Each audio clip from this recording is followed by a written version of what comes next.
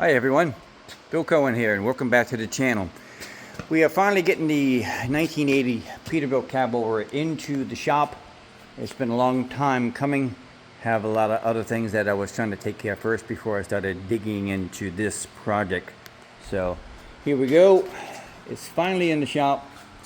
It doesn't look all that great. That's because it's a 1980. It's 46 years old at the time of this video, and it's got a lot of work. So even when sitting outside, let's see if that turned. You can see down here, that was actually, before I moved it, was up here, and just, you can see the tires been degraded by the sun, and it's so old that one day it went kaboom. So I have to put another tire on it. So I got one out there. Yeah, it's right there. Anyway, got to change that tire out so I can roll it further up in here where it needs to go. We are continuing our transition from this old 8B92, which this is not the original engine. This is an upgraded engine from the original green motor that came with the truck. But in the 13-year span that this truck was in operation, they managed to blow up the original engine, and then another one they were able, probably just ran it out of oil because the number 3 main bearing on the crank was seized. So they probably just ran it out of oil.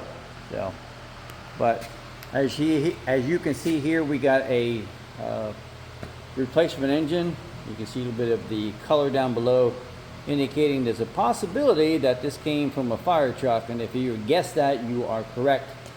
It is a 1989, one of the last few years that they made the mechanical 8B92 Detroit. So this one here is an 8B92 Detroit with aftercooling, so turbo aftercooler. So 475 horsepower, low hours, low mileage. You expect that out of a fire truck. So we're swapping all the brackets that was on the old engine and getting it ready. But what also has happened is that when we pull the radiator out of the truck, you know, the truck had been sitting since, let me show you the tag down here, 1995 was the last time it was on the road. And after that, it's been sitting there in Virginia in the snow and the rain and just all the seasons. So nothing was being done with the truck. It just sat there until I bought it back in 24. So you would guess right, if there was no coolant detected when you put your hand up in here, reached inside there and felt nothing. Not surprising. So, but I wasn't going to put everything back together, including the radiator, and not knowing if the radiator's any good, you know. So that would be a big ordeal to take the radiator out with the engine still in it. Now it's still possible, but it's very, very problematic and difficult to do. So you want to have a good radiator. I don't do a whole lot of editing, so you're going to get everything in one take. So if you hear me slur and misspeak and yeah, see what I get? See what I mean? All human. So I took the radiator to a good friend of mine, Dick Culp of Dick Culp. It's not Dick Culp. I mixed the two words, okay? It's Chris Culp of Dick's Radiator in Pottstown, Pennsylvania. Me and him are good friends there for the last 25 years, and have used his services throughout the years, and this job was no different. So I took the radiator down to him. Took 2 of us to get it out of the truck, and he put it in the tank and give it a swim, as he calls it. Give the radiator a swim, pressurize it, and that thing just bled air everywhere. So just as I suspected the possibility of the radiator not being any good.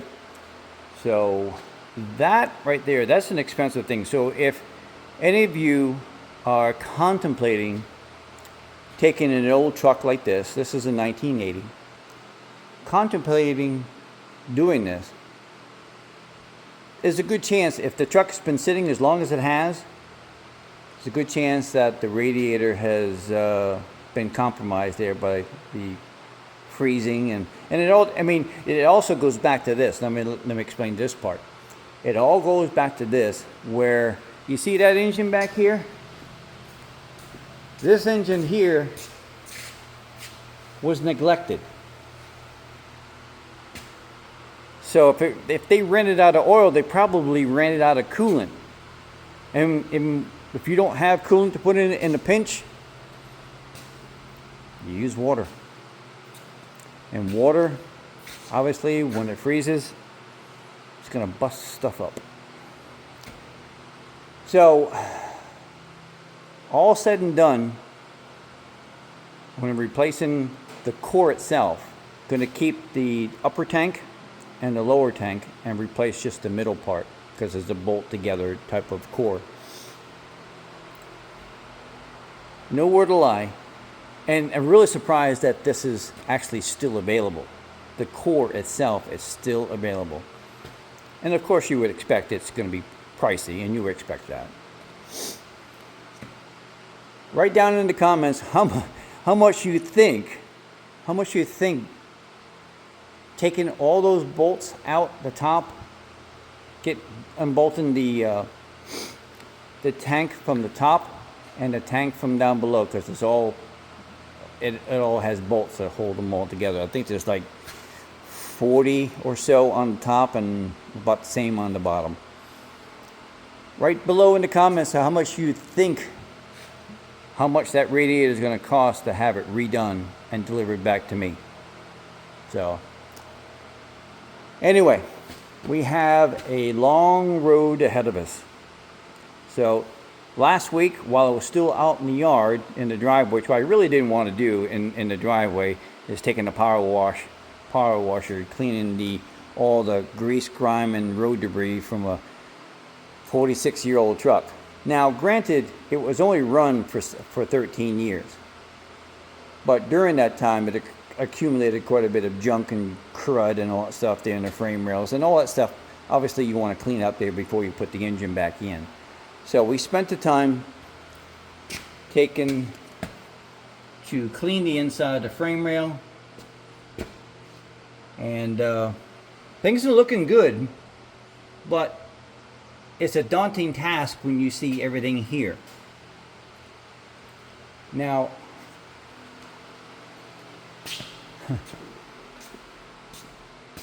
I'm not looking forward to this, put it that way. This is going to be my last truck, but it's going to take a while there to do it right.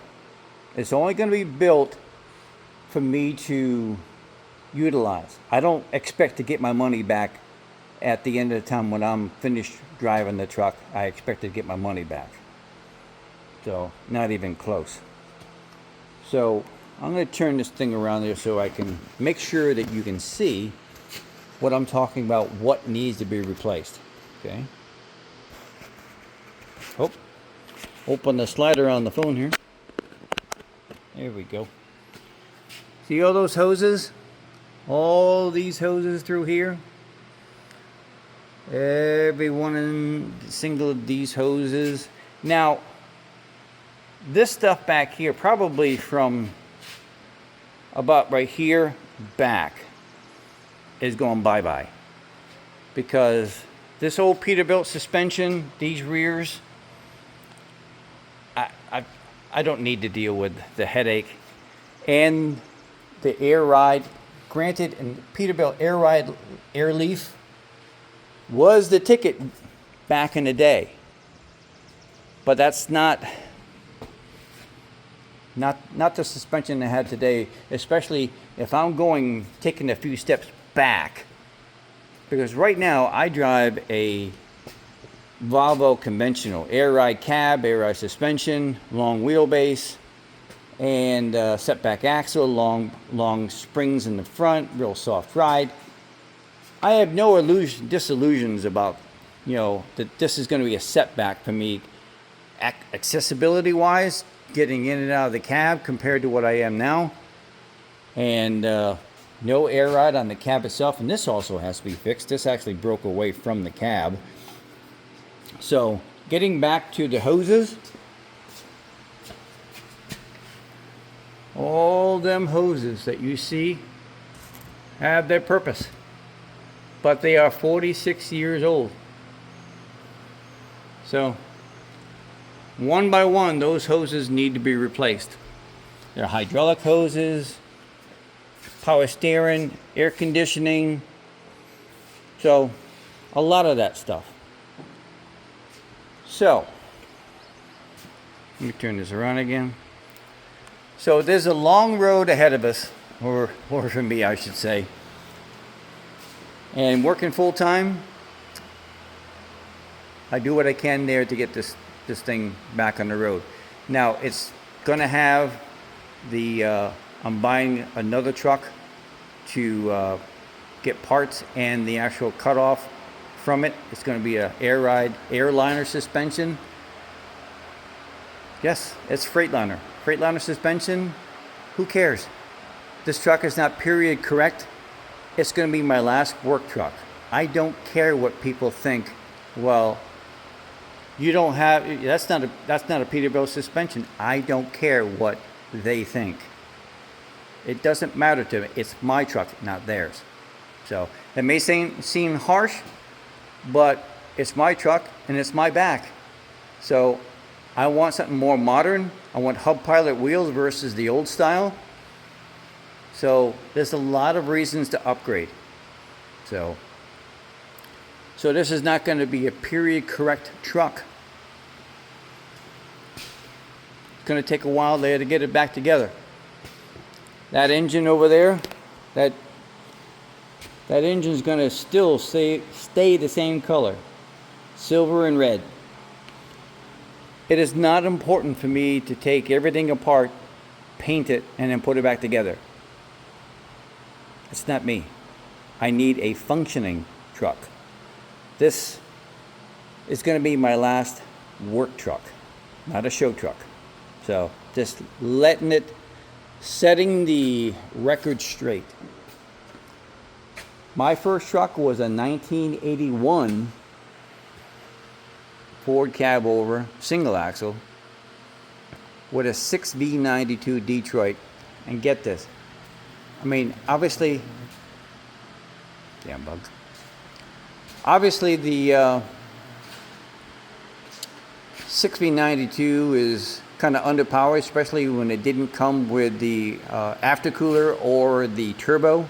So it was just the blower on top, which obviously you absolutely need a blower for the engine to actually run. But